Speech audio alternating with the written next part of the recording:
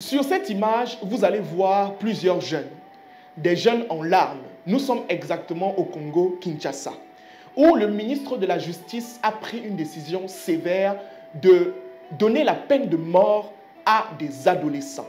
Mais pourquoi fait-il cela? C'est tout simplement parce que ces jeunes sont des délinquants. Ces jeunes sont des bandits. Des bandits en réalité qui sèment la terreur depuis pratiquement quelques années au Congo-Kinshasa. On les appelle les Kuluna, des jeunes âgés entre 13 et 30 ans qui sèment la terreur au Congo-Kinshasa. Dans cette vidéo, nous allons parler de cela et nous allons aussi parler de comment est-ce que la jeunesse aujourd'hui se détruit. Comment est-ce que vous expliquez qu'un jeune de seulement 13 ans se retrouve en train de tuer des personnes? Comment est-ce que vous expliquez que des adolescents de notre génération se retrouvent en train de faire des choses complètement absurdes et ne sont plus sur le droit chemin? Comment est-ce qu'on explique cela? Nous en parlons dans cette vidéo.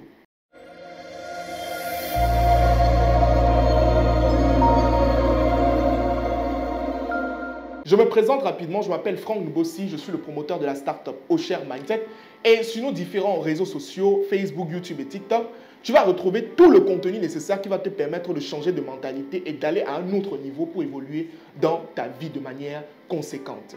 Dans cette vidéo, je l'ai dit, on va parler de ce phénomène qui est actuellement au Congo, les Kuluna, voilà, des jeunes qui, à un moment donné, se retrouvent en train de s'aimer la terreur chez les grandes personnes. Et récemment, le ministre de la Justice, la police, a retrouvé ces jeunes-là, les a arrêtés et le ministre de la Justice a été sans remords. Il a vraiment été sans pitié. Il a dit qu'ils vont subir la peine de mort, tous, sans exception. Mais quand vous regardez sur l'image, vous avez l'impression que ce sont des enfants innocents. Vous voyez certains qui ont des larmes aux yeux, mais laissez-moi vous dire que ces enfants, ce sont des assassins. Ces enfants, à un moment donné, ils font quoi? Ils sèment la terreur, ils détruisent, ils violent des femmes et j'en passe. Et face à ça, on se demande finalement, qu'est-ce que c'est? On se demande finalement, pourquoi est-ce que de plus en plus, et ce n'est pas seulement au Congo, dans la majorité des pays, on remarque des jeunes qui, à un moment donné, sont dans toutes sortes de schémas inexplicables. Mais moi, je trouve qu'il y a des explications à cela. La première chose, c'est que nous sommes à une génération où on essaie de normaliser tout ce qui n'est pas normal. Ça veut dire que tout ce qui n'est pas normal, on essaie de normaliser cela. Le fait, par exemple, je vous prends par exemple des éléments comme la drogue ou l'homosexualité. Ce sont des choses que de plus en plus, on est en train d'essayer d'insérer dans l'esprit des gens en leur faisant comprendre que c'est normal. Mais si vous répétez quelque chose plusieurs fois à un enfant, qu'est-ce qui se passe? Il commence à prendre cela comme quelque chose de normal. Avec l'avènement des films sur la drogue, des films sur la drogue, des films sur, comment on appelle ça, sur les cartels, sur les armes à feu, on a l'impression finalement que ça n'a pas d'impact sur nos enfants, mais c'est faux. Parce qu'un enfant qui regarde des films, vous vous rappelez à l'époque, quand on regardait les films de Jackie Chan, des films chinois là, où les Chinois faisaient les prises de karaté et tout ce qui va avec. Après quelques minutes, qu'est-ce que tu vois? Tu vois l'enfant qui se lève aussi, il imite aussi. Watch out! Il faut aussi les trucs comme ça, et tout et tout. Parce que plus il regarde quelque chose, et plus il prend cela comme quelque chose de normal. D'accord? Ça veut dire qu'à un moment donné, on devrait à un moment donné faire quoi? Répéter à notre jeunesse des choses qui sont cohérentes et concises. C'est pour cette raison que sur la toile aujourd'hui, on a par exemple des pages comme la mienne, Osher Mindset, qui aujourd'hui va faire quoi? Donner une nouvelle mentalité de croissance à d'autres générations. Et moi, ça m'écoeure que sur ma page, je vois souvent des commentaires négatifs comme quoi, idiot, tu racontes quoi? Qu'est-ce que tu es en train de faire? Vous voulez que vos enfants regardent quoi? C'est ça que je me pose comme question. C'est-à-dire, quand vous êtes en train d'insulter des contenus instructifs, vous encouragez quoi donc? Attends, la vidéo n'est pas encore terminée, on revient dans quelques instants. Récemment, mon équipe et moi, on a conçu un programme qui va te permettre d'évoluer en ce début d'année. Tu dois comprendre de manière claire et simple que une année ne se réussit pas au mois de juillet, c'est au mois de janvier que tout se passe à travers la structuration.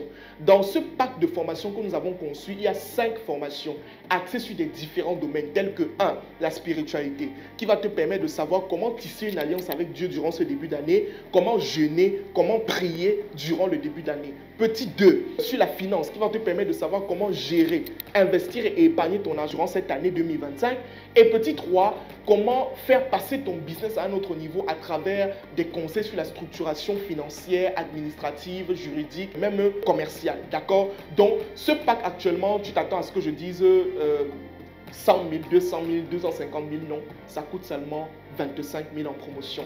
Clique sur le lien qui est en commentaire si tu souhaites bénéficier, si tu es sur Facebook, ou alors regarde dans la description si tu es sur YouTube, ou encore regarde rapidement dans ma bio si tu es sur TikTok. D'accord? On est ensemble, bénéficier de ce programme et passe à un autre niveau dès maintenant. Merci. Vous voulez que vos enfants regardent quoi? Les filles qui dansent sur Facebook? Les gens qui prônent le côté gangster? C'est ça que vous voulez que les gens regardent? Non. Parce que tout est basé sur l'influence. L'influence que cette jeunesse a. C'est ça finalement qu'il faut comprendre. D'accord? La deuxième chose que vous devez comprendre, c'est aussi une affaire d'environnement. D'accord? Les enfants qui ont grandi dans un certain type d'environnement trouvent cela normal. Un enfant qui a grandi constamment dans des environnements où on lui parlait de finances, d'argent, d'évolution, il va évoluer. Mais s'il grandit dans des lieux où on parle de drogue, machin, truc, il va s'atteler à cela. Faites attention à l'environnement dans lequel vos enfants sont. D'accord? L'autre chose aussi, et l'un des éléments que je devais même citer en premier, c'est le manque de crainte de Dieu. D'accord?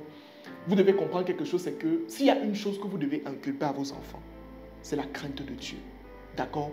Vous devez faire en sorte que vos enfants craignent Dieu. Parce qu'un homme qui craint Dieu, il y a des choses qu'il ne fait pas. Il y a des schémas, en vérité, qu'il ne va pas faire. Il y a des choses qu'il ne va pas faire. Parce que quand tu crains Dieu, tu comprends qu'ici, là, je ne parle pas d'être chrétien, hein, parce qu'il y a les chrétiens qui ne craignent pas Dieu. Je parle de craindre Dieu en tout temps et en tout lieu. Il y a ce qu'on appelle les chrétiens du dimanche. Ça veut dire que dès que l'église, il est chrétien seulement à l'église, mais dès que ça finit là, il sort, c'est fini. Il prie encore pourquoi? Je vous parle de craindre Dieu en tout temps et en tout lieu. Vous devez inculper des notions religieuses spirituelles à l'enfant. Parce que s'il n'y a pas ça, et ça m'écoeure en fait de voir qu'on me dit qu'il faut qu'on ferme les églises. Non, il faut que les églises soient là. Il en faut. Il faut qu'il y ait plusieurs églises. Comme ça, à un moment donné, ça change un peu la mentalité de certaines personnes. Les gens ne vont plus voler, tuer, machin, truc et tout ce qui va avec. Et après, il faut aussi intégrer dans les églises le fait que les gens doivent travailler. D'accord? Parce que c'est ça qui tue aussi certaines églises. D'accord? Donc, voilà quelques points majeurs que vous devez comprendre concernant cette affaire Kuluna au Congo-Kinshasa. Vraiment, la jeunesse est le fer de lance de la nation. Et la jeunesse est le fer de lance de la nation, mais il faut comprendre aussi quelque chose, c'est que nous ne pouvons pas nous permettre de divulguer n'importe quoi à notre génération. Nous devons influencer la future génération avec du positif, à travers du contenu instructif, à travers la sensibilisation. Faire comprendre à ces jeunes qu'ils peuvent faire mieux que ce qu'à un moment donné, ils font actuellement. Aujourd'hui, le verdict est sans appel.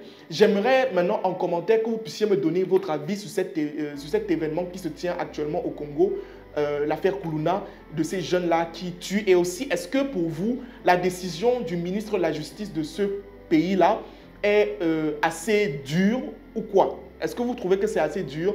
Moi, je ne pense pas, non. Parce qu'à un moment donné, quand on a des enfants qui tuent des autres, donc ça devient déjà autre chose, d'accord? Allez, donnez-moi vos avis en commentaire. On se dit à la prochaine pour une nouvelle vidéo. Merci.